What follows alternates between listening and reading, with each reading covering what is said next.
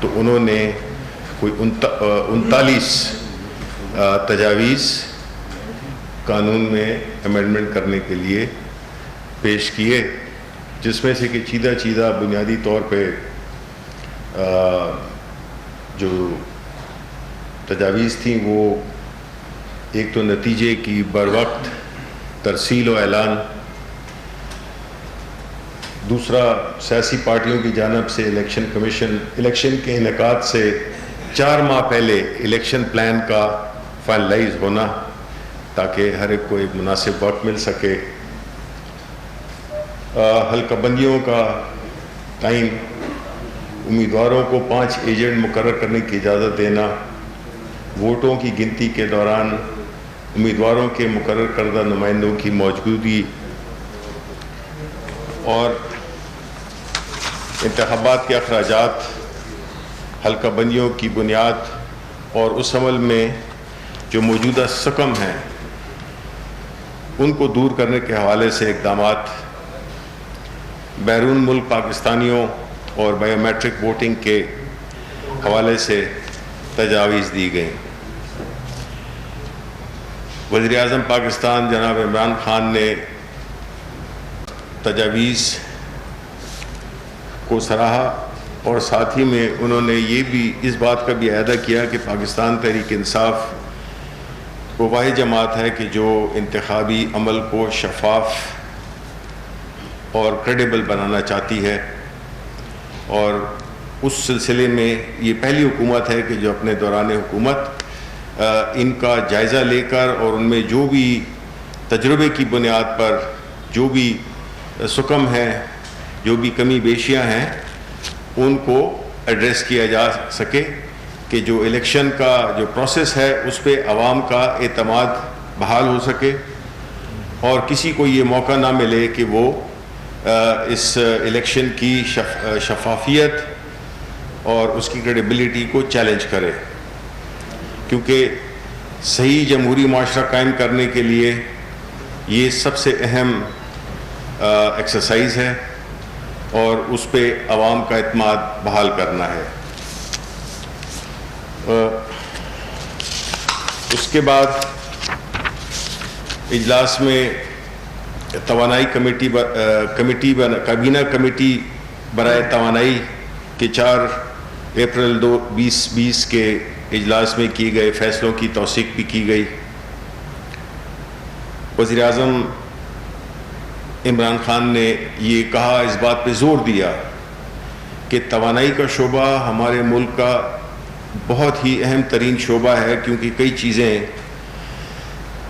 اس کے ساتھ جڑی ہوئی ہیں، جس میں کہ خاص طور پہ سستی بجلی کی فراہمی، سرکولر ڈیٹ کا کم ہونا اور الٹیمیٹلی ختم ہونا، اور بجلی کی جو پورے منسٹری ہے، ڈسکوز ہیں، جنریشن پلانٹس ہیں، NTDC ہے، CPPA ہے، یہ جتنے بھی ادارے ہیں انہوں نے اس پہ زور دیا اس بات پہ کہ ان کو جلد از جلد جو ایک ریفارم کا جو سلسلہ شروع ہوا ہے، تو انہوں نے توانائی کے منسٹر عمر ایوب صاحب سے ٹائم لائنز کے ساتھ ان ریفارمز کو پایہ تکمیل تک پہنچانے کا حکم بھی دیا۔ اس کے علاوہ کابینہ نے اقتصادی رابطہ کمیٹی کے 6 مئی 2020 کے اجلاس میں کیے گئے فیصلوں کی بھی توثیق کی۔ ایک اور اہم ایشو جو کہ کپاس کی امدادی قیمت متعین کرنے کے سلسلے میں پرائم منسٹر صاحب نے جو کپاس کی ہماری جو ایکسپورٹس میں اور ہماری اکانومی میں جو ایک اہم ترین رول رہا ہے، اور ہم نے یہ بھی دیکھا ہے کہ اس کی جو پروڈکشن ہے وہ پچھلے 10-15 سالوں میں تقریباً وہیں کی وہیں کھڑی ہے۔ تو اس سلسلے میں وزیر اعظم صاحب نے بڑی اس کے ساتھ اس بات پہ زور دیا کہ اس میں جو بھی کنسرن سٹیک ہولڈرز ہیں ان کے ساتھ مل کے اور اس کی کپاس کی امدادی جو سپورٹ پرائس ہے اس کے لیے اقدامات کریں کہ ایک اس میں انکریج کیا جائے لوگوں کو کہ وہ چونکہ کاسٹ جو کپاس کی جو فصل ہے اس میں اگر آپ دیکھیں تو اس میں جو پرسنٹیج ہے وہ کلٹیویشن کی کم ہوتی گئی ہے اور لوگ اور ایسے فصلوں پہ جس میں کہ گنا یا اور اس قسم کی فصلوں میں گئے ہیں تو اس سے جو ہماری کاشت کا جو ایریا ہے وہ بھی کم ہوا ہے. تو ہم نے فورن ایکسچینج بھی بچانا ہے اور ہم نے اپنے ملک کی جو اس کپاس کی جو کوالٹی ہے جو سیڈ کوالٹی ہے اور مقصد جس طرح کہ خان صاحب کا یا پرائم منسٹر صاحب کا ہمیشہ یہ وتیرہ رہا ہے کہ وہ ہمیشہ جو سب سے جو اس پوری ویلیو چین کا جو سب سے کمزور طبقہ ہوتا ہے جو کہ اس کیس میں کسان ہوتے ہیں ان کے لیے انہوں نے کہا کہ جو اس میں جو بھی ان پٹ کاسٹ ہیں یعنی کہ فرٹیلائزر ہو گیا پیسٹیسائڈز ہو گئے سیڈز ہو گئے اس کی سپورٹ کرنے کے لیے انہوں نے انسٹرکشنز دیں. اس کے بعد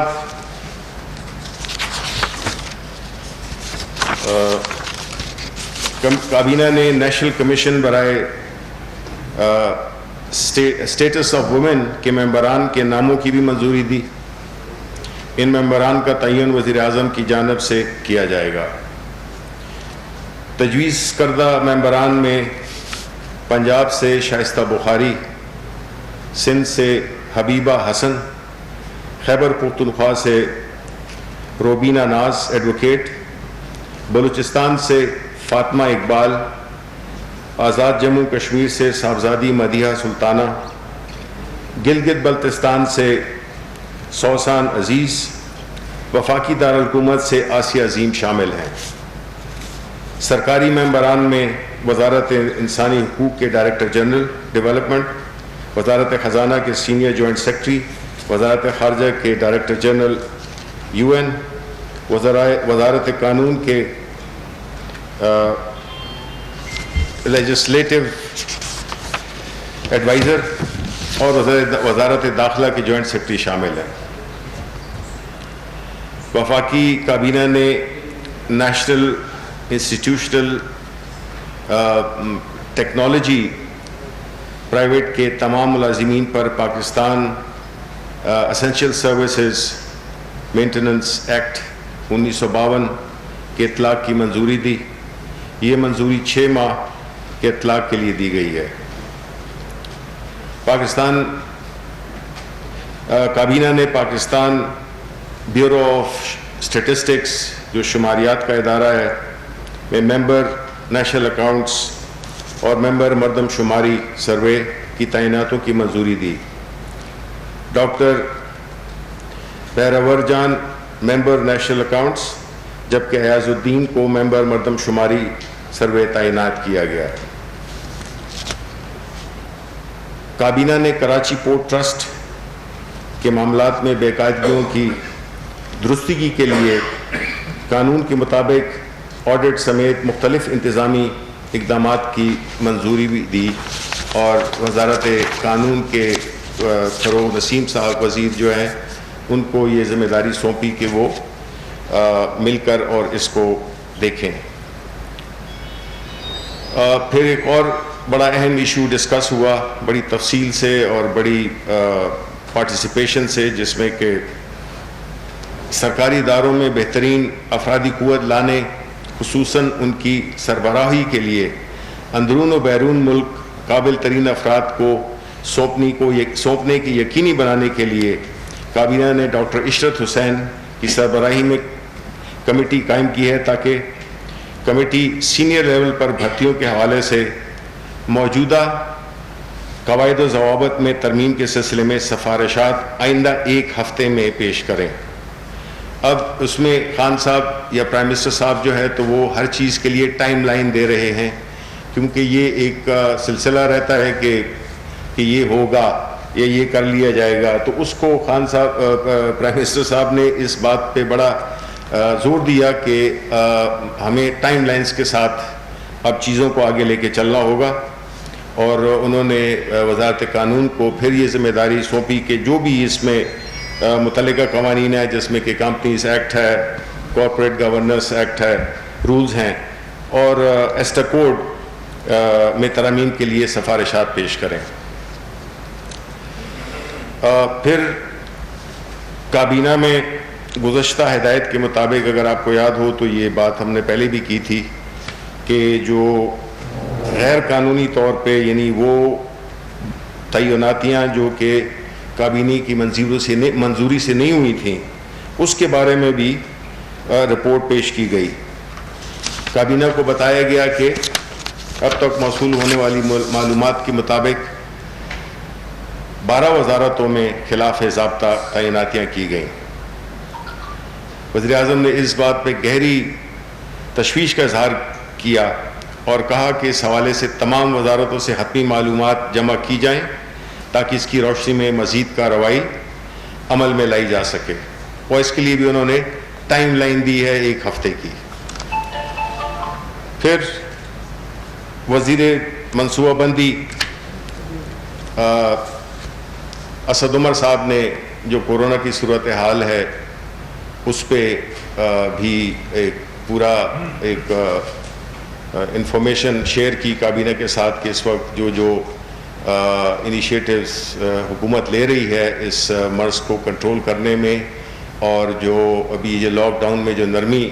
آئی ہے اس سلسلے میں بھی انہوں نے پروگریس رپورٹ دی کہ ملک میں عام طور پہ گو کہ اس کو سراہا گیا ہے اور لوگ بڑے خوش ہیں۔ لوگ تو خوش ہیں اس لیے کہ بڑے عرصے کے بعد سب کو باہر نکلنے کا موقع ملا، اور لوگ خریداری بھی اور جو کاروباری لوگ ہیں وہ سب، لیکن اس بات کا اس موقع کا فائدہ اٹھاتے ہوئے، اور یہ بات کابینہ میں بھی اور پرائم منسٹر صاحب نے بڑے واضح الفاظ میں کی کہ دیکھیں جی یہ جو کیا گیا ہے اس نرمی کا، اس کو بنیادی طور پہ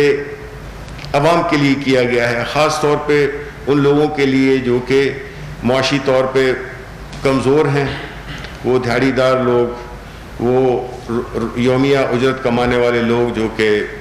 اپنی مزدوری سے رات کو اپنے گھر میں کھانا فراہم کرتے ہیں اپنے بچوں کو۔ تو اس میں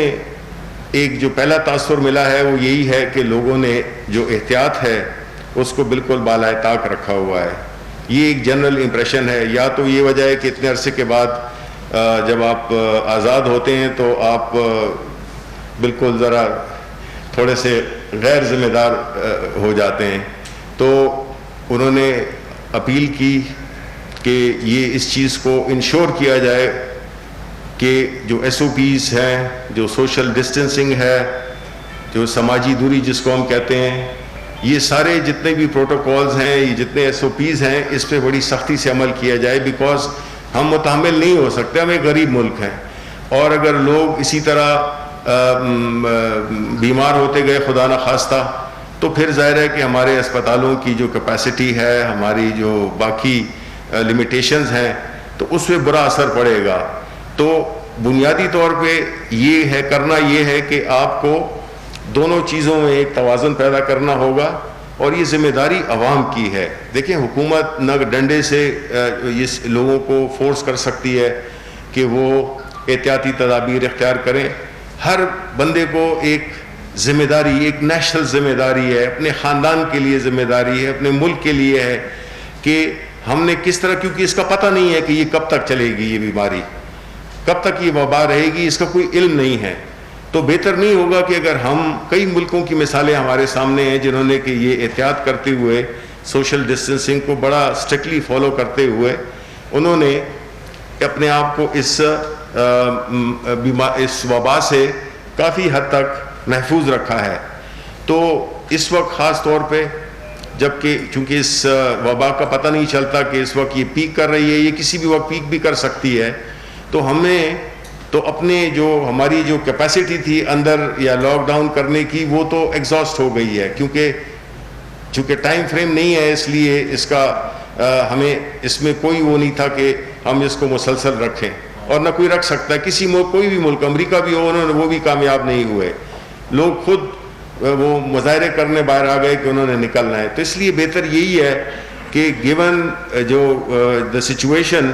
کہ اگر ہم دونوں چیزیں کر سکتے ہیں، یعنی اپنی زندگی کی بھی حفاظت کر سکتے ہیں اور اپنے اگر کاروبار کو بھی چلا سکتے ہیں، تو اس سے اچھی کوئی بات ہے ہی نہیں. اور یہ واحد طریقہ ہے کہ جس سے کہ ہم اس وبا سے نبردآزما ہو سکتے ہیں. اس کے علاوہ ہمارے پاس کوئی آپشنز نہیں ہیں. ہمارے کس حد کب تک ہم حکومت ایک بہت ہی سخت معاشی اس کا حالت میں ہے، کیونکہ ہماری ریسورسز بہت کم ہیں. کب تک ہم جو ہے تو یہ پیسے دیتے رہیں گے اور سبسیڈائز کرتے رہیں گے؟ وہ تو پیسے تو وہی دے سکتا ہے جس کے پاس ہوں. تو اس لیے ہم چاہتے ہیں کہ اس سے ہمیں بہت ہی مختصر وقت میں جو ہے تو ہم اس میں اگر ذمہ داری، احساس ذمہ داری دیکھیں، نہ صرف خود بھی اگر کوئی غیر ذمہ داری کی مظاہرہ کر رہا ہے تو اس کو بھی اس بات کی تلقین کرے کہ اس میں بھلا سب معاشرے کا بھلائی ہے کہ اگر سب احتیاط کریں. تو بنیادی طور پہ یہ باتیں ہوئیں. اب آپ کے اگر کوئی سوالات ہیں تو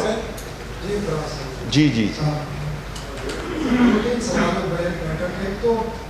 پولیٹیکل بھی ہے. ایک تو یہ افواہ پچھلے ایک ہفتے دو ہفتے سے پی ٹی آئی کی حکومت گورنر سے چیک کرنے جا رہی ہے اور اس حوالے سے مختلف نام بھی زیر گردش کے بارے میں بتا دیں. دوسرا نیب کے حوالے سے آپ کی اپنی اتحادی جماعتیں اور آپ کے کیبنٹ میں بیٹھے وزراء اور کاف لیگ کی طرف سے بڑے خدشات آئے اور ایک وزیر نے تو یہ کہا کہ اگر ہماری عزت پر ہاتھ ڈالا گیا تو کسی کی عزت بھی محفوظ نہیں رہے گی. تو کیا اس نیب کے میں ترامیم کے حوالے سے آپ کس قسم کی کنسلٹیشن میں جا رہے ہیں؟ اور ایک پارلیمنٹ کا جو اجلاس چل رہا ہے اپوزیشن کی طرف سے ڈیمانڈ آ رہی ہے کہ پرائم منسٹر آئے پارلیمنٹ میں اور کورونا کی صورتحال پر پالیسی بیان دیا ہے کہ پرائم منسٹر کا ہے کوئی چانسز کہ وہ پارلیمنٹ میں آئیں گے اور پھر بیان شیان دیں گے. دوسرا ایک ٹائم لائن کی آپ نے آج بات کی، سوال بہت سارے ہیں. آپ نے لاسٹ کیبنٹ میٹنگ میں یہاں کہا تھا کہ 77 لوگوں کی خلاف ضابطہ بھرتی ہو اور وزیر اعظم نے ایک ہفتے کا ٹائم دیا ہے، اگلی کیبنٹ میں ان کا ڈیسیجن ہوگا کہ ان کا کیا کرنا ہے. لیکن یہ تو ہم 2 سال سے یہی باتیں سن رہے ہیں. جب ڈاکٹر عشرت کی سربراہی میں بھی میرے خیال میں آج آپ 40ویں کمیٹی بنا رہے ہیں اور ابھی تک ان کی کوئی شاید رپورٹ بھی شاید آ گئی اور امپلیمنٹ ہو. باقی بھی کئی 50 لاکھ گھر کی ٹائم لائن تھی، کئی فلانی تھی، وہ سب ٹائم لائن تو گزر گئی. تو یہ جو لاسٹ ویک کی ٹائم لائن تھی اس پہ کیا ہوا؟ دیکھیں، جو لاسٹ آپ کو اگر یاد ہو تو یہ کہا گیا تھا کہ مختلف منسٹریز، جتنی بھی منسٹریز تھیں ان میں سے بہت کم منسٹریز نے فگرز دیے تھے. اب وہ فگرز بڑھ گئے ہیں، اب زیادہ منسٹری سے اب ٹائم دے دیا ہے کہ آپ نے اگلی کیبنٹ میٹنگ میں جب ہوگی تو اس وقت تک ہمارے پاس سارے مکمل نام ہو جائیں گے منسٹری وائز. ہر منسٹری کا بریک ڈاؤن دیا ہوا ہے کہ انفارمیشن میں اتنے لوگ، لاء میں اتنے لوگ، یہ سارے جو ہے نا ان کی تفصیل دی گئی ہے منسٹری وائز. تو اب دیکھیں، آپ کو پتہ ہے کہ جس طرح کا وہ جو ہماری جو کوشش ہے وہ یہی ہے کہ ہم اس کو اب حتمی انجام تک، آپ کی بات درست ہے کہ ہم اس کو اب اس کے لاجیکل اینڈ پہ ہم پہنچائیں گے. نیکسٹ ویک میں بالکل میں بھی ادھر ہوں گا، آپ بھی ادھر ہوں گے، اور انشاءاللہ میں یہی امید کرتا ہوں کہ ہمیں پورا اس کا، میں آپ کو ایک مکمل نمبر اور پھر ان کے خلاف جو ایکشن لیا جائے گا اس کے بارے میں میں آپ کو ضرور بتاؤں گا. آپ کا حق بنتا ہے اور آپ کو پوچھنا بھی چاہیے، بیکاز جو بھی آپ سوال کرتے ہیں تو ظاہر ہے کہ ہمیں آپ ایک اس میں یہ ایک ہماری اکاؤنٹیبلٹی ہے جرنلسٹ کے ساتھ اور وہ بالکل ہونی چاہیے. جی، گورنر سندھ کے بارے میں جہاں تک تعلق ہے، دیکھیں جی، گورنر سندھ صاحب جو عمران اسماعیل صاحب، وہ آپ کو پتہ ہے کہ کورونا میں ان کا ٹیسٹ پازیٹیو آ گیا ہے. ٹھیک ہے، تو اس سلسلے میں تو کوئی ایسی سچویشن نہیں ہے. وہ میرا خیال ہے کہ وہ اپنے ریکور کریں گے اور اس کے بعد انشاءاللہ وہ اپنے فرائض دوبارہ سے سر انجام دیں گے. تیسری بات، نیب کا قانون آپ نے کہا. دیکھیں، نیب کا قانون، اس میں کوئی شک نہیں ہے کہ ہر ادارہ جب کہ اس کی جو پرفارمنس ہے اس سے اگر کوئی مطمئن نہیں ہے، لیکن اس بات کو بھی بڑا الگ سے رکھنا ہوگا کہ جب کبھی آپ پہ کوئی الزام لگتا ہے یا آپ کی انویسٹیگیشن ہوتی ہے یا آپ پکڑے جاتے ہیں تو پھر آپ اس ادارے کو برا کہنا شروع کر دیتے ہیں. اس میں کوئی شک نہیں ہے کہ یہ انسٹیٹیوشنل کیپیسٹی اور ایک اوور آل یہ بھی ان اداروں میں سے ہے جو کہ اس پائے کا کام نہیں کر رہا شاید جو کہ اس سے توقع کی جا رہی ہے. تو نیب کا قانون، یہی پارٹیز تھیں 2 جو کہ اب سب سے زیادہ چلا رہی ہیں، یہی 2 تھیں جو کہ ایک دوسرے کے لیے گڑھا کھود رہی تھیں، اور اس میں اب کوئی نہ کوئی گرتا ہے تو وہ پھر اس بات پہ شکوہ کرتا ہے. قانون چینج ہونا چاہیے, بالکل پارلیمنٹ ہے اس کے لیے. کبھی یہ بل ادھر پروپوز کریں, اب جس طرح سینٹ میں کیا تھا فاروق نائک صاحب نے, اب یہ نیشنل اسمبلی جائے گا ادھر. یہ دیکھیں اس پہ کیا بحث ہوتی ہے, اسٹینڈنگ کمیٹی کو جاتا ہے, اس میں کیا ترامیم کی جاتی ہیں. تو یہی ایک طریقہ ہے, اس میں بجائے ٹی وی شوز پہ یا پریس کانفرنسز پہ ان چیزوں کو اٹھانا تو میرا خیال ہے مناسب نہیں ہے, کیونکہ جو بھی لوگ ہیں وہ سارے ان کی پارٹیز کے ممبران اس میں شامل ہیں, پارلیمنٹ کے ممبران ہیں. تو اس قسم کی چیزیں پارلیمنٹ میں اٹھانی چاہیے تو اس کا ایک وزن بھی ہوگا اور اس پہ کوئی عمل بھی ہو سکے گا.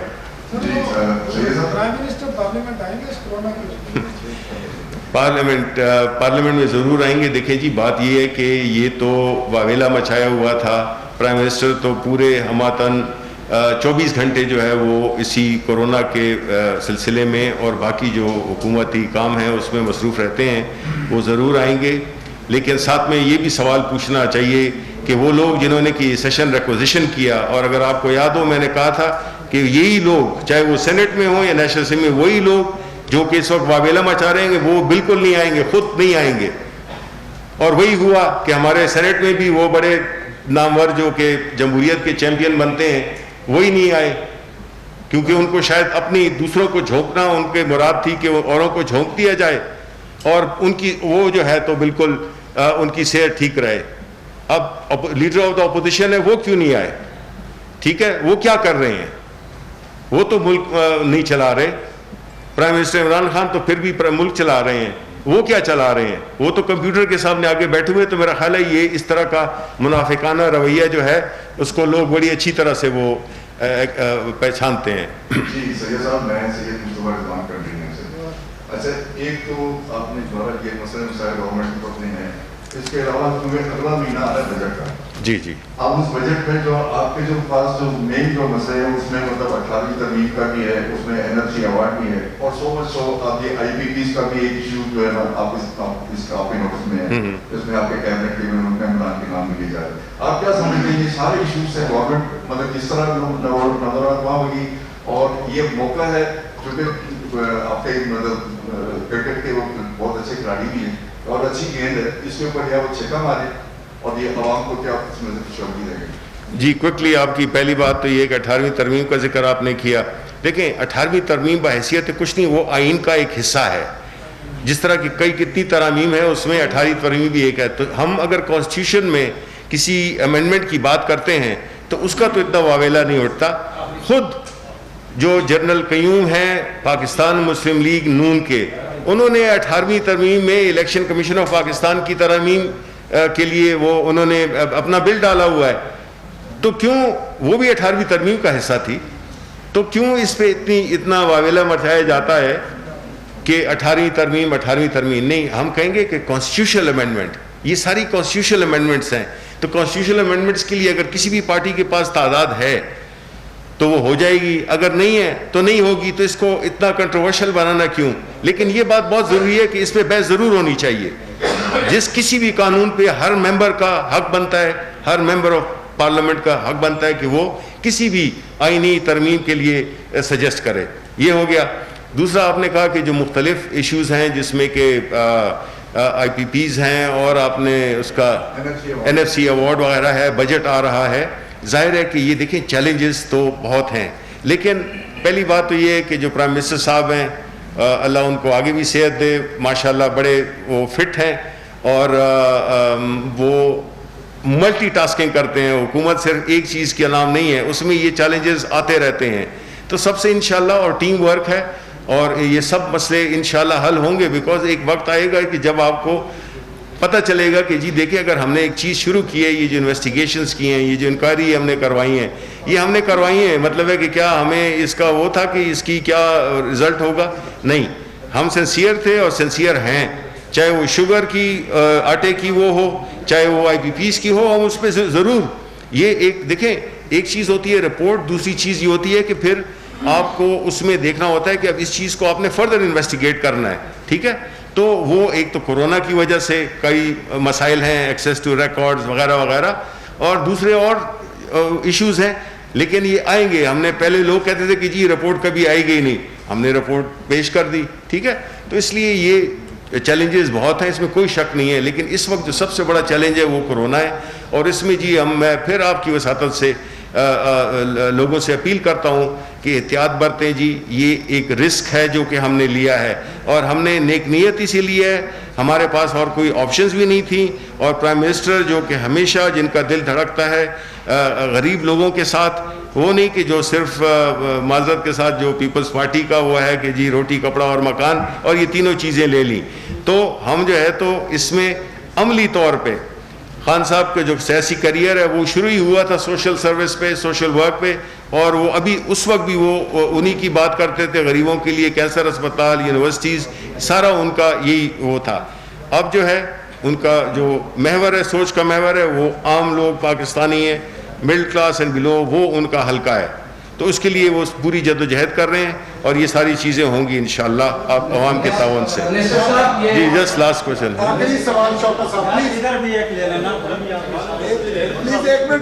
منسٹر صاحب, آپ نے کرونا آؤٹ بریک کے حوالے سے بات کی اور یہ کہا کہ ہم غریب ملک ہیں, لوگوں کو اس طرح سے سبسڈائز یا گھر میں بیٹھے کچھ نہیں لے سکتے. کیا آپ نے, حکومت نے لوگوں کو ان کے حال پہ چھوڑ دیا ہے کہ وہ جتنے جن کی امیون پاور بہتر ہوگی وہ بچ جائیں گے, جن کی امیون پاور نہیں ہوگی وہ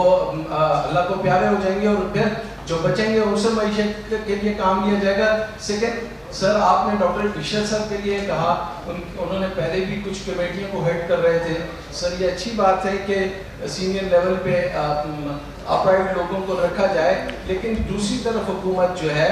وہ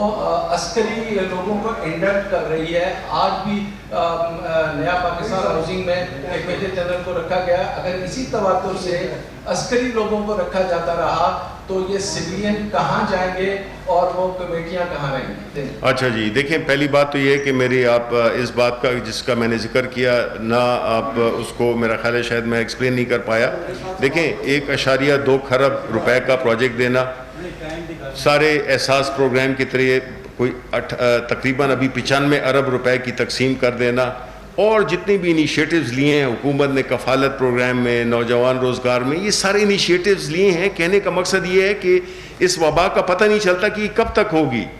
تو ہم نے اسی لیے اکانومی کھولی ہے کہ لوگ اپنا روزگار پیدا کر سکیں. کسی بھی اسٹیٹ کے پاس اتنا پیسہ نہیں ہوتا کہ وہ گھر بیٹھے لوگوں کو ایک مسلسل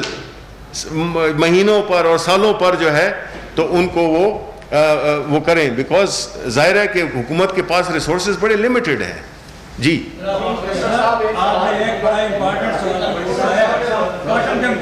جی